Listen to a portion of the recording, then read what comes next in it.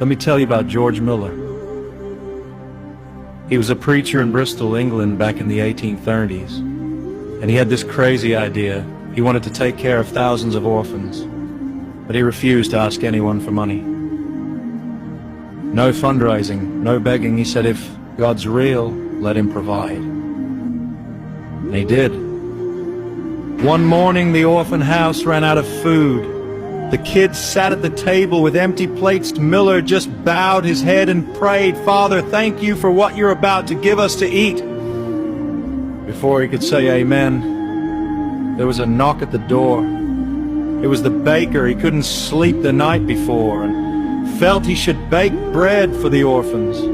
Right behind him, the milkman showed up. His cart had broken down right in front of the house, and he didn't want the milk to spoil.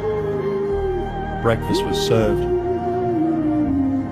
That wasn't a one-time thing. For 60 years, Miller cared for over 10,000 kids, built 5 huge orphan houses, gave away over 1 million Bibles, and he never asked a single person for a penny. Over full 1.5 million came in. That's been 200 million today.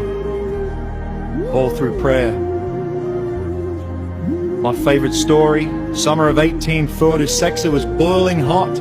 The kids couldn't breathe in the dorms, and the water cisterns were dry. Miller went to his room, opened his Bible, and prayed for rain. But he added, "Lord, don't let it mess up the children's work outside." Before he even finished praying, it started raining.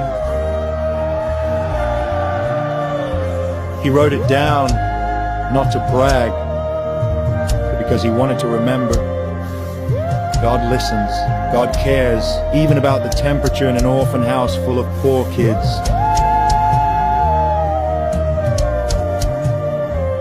George Miller died in 1898, and 10,000 people lined the streets of Bristol for his funeral.